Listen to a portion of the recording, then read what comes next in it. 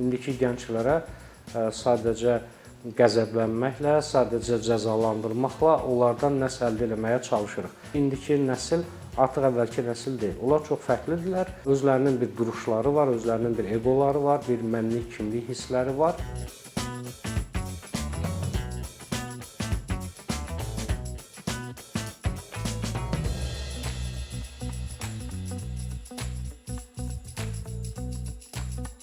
Çox müzakirə olunan məsələlərdən biri də gənclərin problemidir. Xüsusilə təhsil sektorundakı gənclərin problemidir. Biz tez-tez xəbərlər eşidirik, oxuyuruq ki, müəyyən davranış problemləri müşahidə olunur və adətən məsələyə belə yanaşılır ki, sanki bir norm, bir statistika oturuşub və bu cür hallar bu statistikadan, normal davranışdan yayınmadır və valideyn, məktəb, psixoloqlar əməkdaşlıq eləsələr bu problemin həllinə nail ola bilərlər.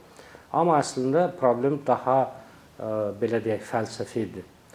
Niyə görə? Çünki dövr dəyişib və bizim cəmiyyət müasir dövrün reallıqlarını hələ tam analiz edib qəbul etməyib. Lap dərinlərdə bizim cəmiyyətin fundamental məsələlərə münasibəti hələ də mühafizəkar münasibətdir. Bir məqalə oxudum, Social Studies deyə bir jurnalda çıxmışdı. Orada peşəkar sosioloqlar bütün kriteriyalara uyğun şəkildə tədqiqat aparmışlar. Tədqiqatın adı indiki uşaqlarıdır, dövrümüzün uşaqları və orada göstərirdi ki, ta qədimdən bu yana, yazılı qeydlər ortaya çıxandan bu yana, Misirdən, Yunanistandan, orta əsrlərdən günü bu günə qədər hər bir nəsil gənc nəsildən şikayət edir. Və onlar bu qaynaqları ümumiləşdirmişdilər, şikayəti 3 yerə ayırmışdılar. Ümumiləşdirmə belə idi ki, avtoritar insanlar, avtoritar xarakterli insanlar indiki gənclərin daha çox tərbiyə problemləri yaşadıqlarını, onların dövründəki gənclərə görə tərbiyə baxımından daha yetərsiz olduqlarını düşünürlər. Çox mütaliə edən insanlar indiki gənclərin, öz dövrlərindəki gənclərin onların gənclik dövrü ilə müqayisədə daha az mütaliə etdiklərini düşünürlər. İntellektual insanlar da yenə indiki dövr gənclərinin intellektinin daha aşağı olduğundan şikayət edirlər. Və bu təsbitlərin, bu qənaətlərin doğru olub-olmamağı üçün onlar müəyyən tədqiqatlar aparmışdılar, sınaq təcrübələr aparmışdılar. Gəlinen nəticə buydu ki, burada bir metodik səhv var. Bu səhv nədən qaynaqlanır? Bir insan, hansı ki yetkin bir insandır, o yetkinlik dövrünə çatmaq üçün uzun illər fəaliyyət göstərib, çoxlu səhvlər edib, təcrübə qazanıb. O insan özünün indiki halı ilə yolun əvvəlində olan gənci müqayisə eləyir. Özünü ondan üstün görür, sonra ikinci səhv eləyir və belə bir səhv eləyir ki, özünün indiki halını o nəslin gənclik dövründəki halına ümumiləşdirir. Yəni, sanki biz gənclik dövrümüzdə hamımız, bütöv bizim bir nəsil mənim indi olduğum kimi peşəkar idi və indiki nəsillə müqayisə eləyəndə arada ciddi fərq görünür. Təbii ki, bu doğru deyil, bu bir qərəzdir, bir düşünmə səhvidir.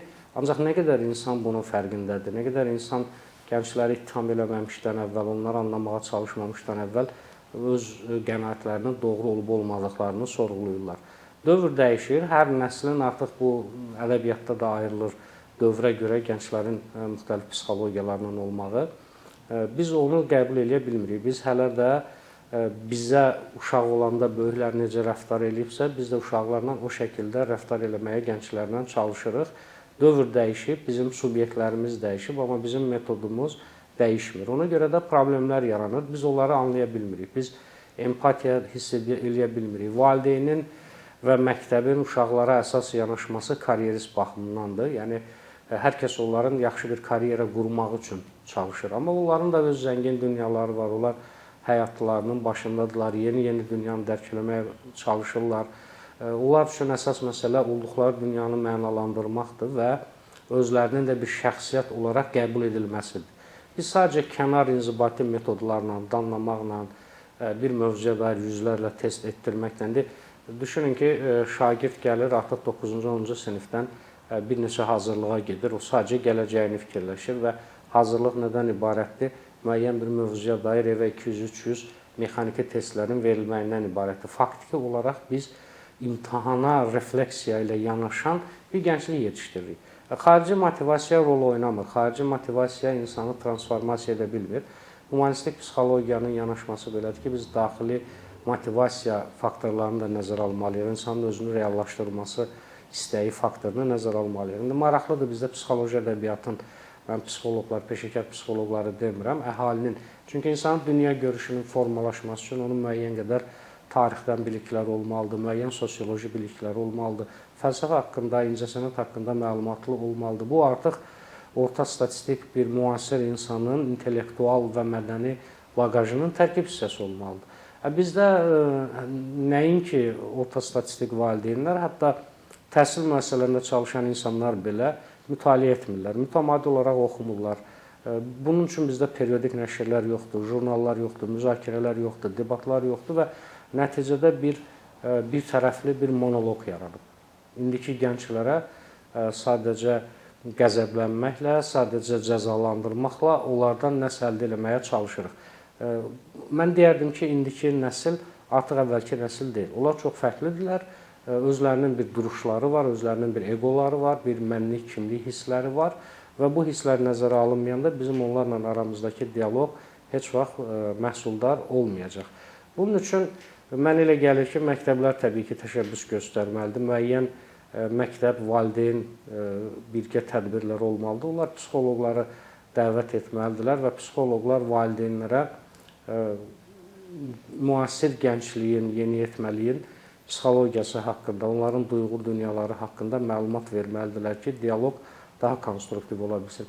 Yəni, bizim ümumiyyətlə yanaşmamız bir uşaqlıq dövrü ilə böyüklük dövrü kimi baxılır. Biz uşaq kimi baxırıq və o uşağın hər bir qayğısı ilə biz məşğul oluruq. Sanki birdən-birə bir möcüzə baş verir və bu uşaq artıq deyək ki, 5-ci sinifdə və ya 6-cı sinifdə böyüyüb birdən-birə yetkin bir insan olur və biz ondan yetkin bir insanın performansını, dünya görüşünü tələb etməyə başlayırıq. O insanın oynamaq, dincəlmək, səs-küy etmək kimi ehtiyacları olduğunu da nəzərə almırıq. Bu metodlarla da, yəni qarşımızdakı artıq yeni nəsil bir plastilin deyil. Biz onu istədiyimiz kimi fiziki faktorlarla istədiyimiz formaya sala bilmirik. Mənə elə gəlir ki, əsas problem burada yaranır və gənclərin də davranış pozuntularının əsas səbəbi bir protestdir. Onlar özlərinin qiymətləndirilmədiyini, tərəf müqabil kimi qəbul edilmədiklərini düşündükləri üçün bir protest çıxışlar edirlər və biz bunu tərbiyəsizlik kimi qələmə veririk. Gənclər həmişə səhv eləyə bilərlər, müəyyən standartlardan kənara çıxa bilərlər. Biz onları anlayışla qarşılamalıyıq və qışqırmaqla, inzibati metodla, fiziki şəkildə. Mən heyrətlə eşidirəm ki, çox insan deyir ki, bizim vaxtımızda bizi döyürdülər. Döyürdülər, yəni nəticəsi nə oldu? Daha yaxşı nəticə əldə etdiniz. Demək ki, bu cəmiyyətdə yumşaq bacarıqlar, intellektə əsaslanan ağıllı yanaşmalar mövcud deyil ki, ən qısa yoldan, ən rahat fiziki şiddətə çağırış. Əlbəttə, bir gənci özünə bərabər qəbul etmək, uzun-uzun onunla danışmaq, bu bir dəfədə baş vermir, müəyyən bir tarix dövründə baş verir. İnsandan səbir tələb eləyir, anlayış tələb eləyir, yetkinlik tələb eləyir. Bu çox çətindir. Çətin olduğuna görə də biz hər işdə qısa yolu seçdiyimizə görə fiziki şiddətin geri gəlməsinə çağırışlar edilir. Və ya bəzən çox, deyək ki, qeyri-adi bir hadisə olur, gözlənilməz bir hadisə olur və o zaman bütün sistem, bütün gənclər çox sürətlə ümumiləşdirilir. Belə qeyri-adi hadisələr dünyada bütün cəmiyyətlərdə baş verir. Onu nə proqnozlaşdırmaq mümkündür, nə qarşısını almaq mümkündür. Bunu şişirtmək, səhv şəkildə ümumiləşdirmək, artıq bütün gənclər belədir. Bizim çox yaxşı gənclərimiz var. Çox parlaq. Mən gənclərlə işlədiyimə görə açıq mən o gənclərimizə müəyyən qədər də heyranam. Və mən əksini düşünürəm. Mən düşünürəm ki, onlar bizim dövrlə müqayisədə çox daha fərdiyyətçidirlər, çox daha rasional düşünə bilirlər, çox yaxşı analiz edə bilirlər, öz xeyirləri hardadır. Sərbəst araşdırma aparırlar, danışırsınız. Niyə universitet yox, bu universitet? Artıq onda bir fikir formalaşıb ki, bu səbəblərə görə mən o universiteti yox, bu universiteti seçirəm. Onlarla çox yaxşı dialoq qurub dostlaşmaq olur. Onlar sadəcə dinlənilmək və sayılmaq istəyirlər. Amma biz nə edirik? Biz Artıq 9-cu sinifdən məcbur eləyirik ki, siz ancaq mexaniki şəkildə test oxumalısınız, sabahdan axşama hazırlığa getməlisiniz və biz onların formalaşan dünyasını ümumiyyətlə bir kənara qoyuruq. Və mən adətən müəyyən davranış pozuntusu yaşayan bir şagirdlə qarşılaşanda o şagirdləri, o tələbələri, müasir gəncliyi qətiyyən günahlandırmıram. Çünki onların hər biri ilə biraz səbrlə dialoq qurmaq, onun tərəfindən, onun xeyrinə, ondan dostcasına münasibət qurduğunu görəndə o etimad yaranır. Onlar bizə etimad göstərmirlər. Onlar bəzən danışmırlar. Soruşanda niyə danışmırsan? Deyir, danışsam onsa qışqıracaqlar, deyəcəklər, gedişinə məşğul ol, sən elə uşaqsan, sən nə bilirsən, həyat nədir? Və biz əslində fərqində deyilik ki, onların necə böyük bir dünyası var. Təlatümlü, fırtınalı, onlar necə stres altındadılar, necə çətinlik çəkirlər. Biz onlara bu anlayışı göstərmirik. Və mən hansısa bir şəkildə həyatın kursunu hələ tuta bilməyən, uyğunlaşma problemi yaşayan, sinifdə motivasiyası olmayan bir şagird görəndə mən o zaman indiki nəsil deyə düşünmürəm. Bizim nəsillə müqayisə eləmirəm. Mən düşünürəm ki, indiki nəsil bizim dövrümüzdəki nəsildən daha mədənidir, dünyanı daha yaxşı tanıyır, gələcəyə daha hazırlıqdır, daha rasionaldılar.